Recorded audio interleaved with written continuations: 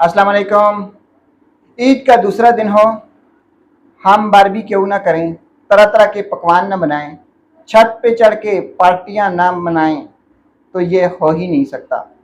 आप ज़रूर ये सब काम करें, लेकिन एक बात को ज़हन में रखें कि बारबेक्यू बनाते हुए, गोश्त की तरह तरह के पकवान बनाते हुए सुरख मिर्चों को एहतियात के साथ इस्तेमाल कीजिए।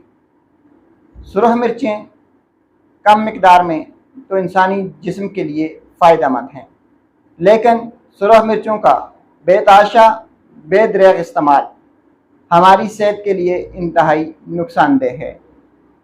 हमारे यहाँ अक्सर ये देखा गया है कि बारबेक्यू बनाते हुए या बारबेक्यू बनाने के बाद उसके ऊपर कच्चे मिर्च मसालों का इस्तेमाल किया जाता है, जो कि हमारे मैदे के लिए इंतहाई नुकसानदेह है।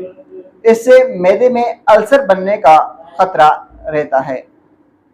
तेज़ सुरख मिर्चें मसाले तरह तरह की बीमारियों का बाइस बनते हैं। नाजरीन, अगर आप तेज़ मिर्च और मसालों का इस्तेमाल करते हैं तो वो आपको कब्ज़ में इजाफे का सबब बनता है।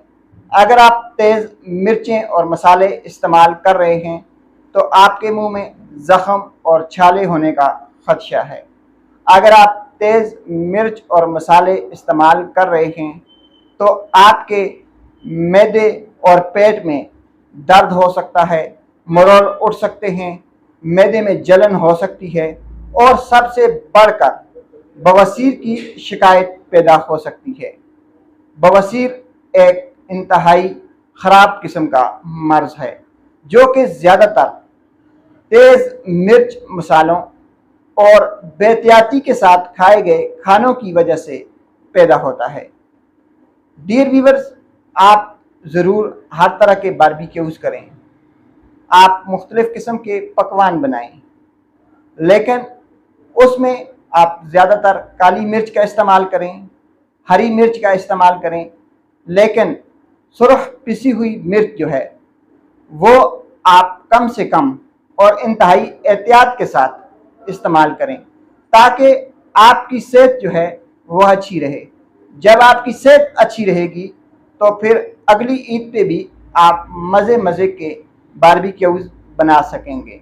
अगर आप इसी बार तेज़ मिर्चें मसाले डालकर वक्ती तौर पे चटपटा बनाकर बारबेक्यूज़ इस्तेमाल कर लेंगे, खाने खा लेंगे, तो अगली ईद तक फिर आपके मैदे के मसाइल भी जन्म ले चुके होंगे, आपकी आंतों में मसाइल भी हो चुके होंगे और अगली ईद पे आपको एहतियात करनी पड़ जाएगी और आप खाना और मसाले खाने के काबिल नहीं रहेंगे।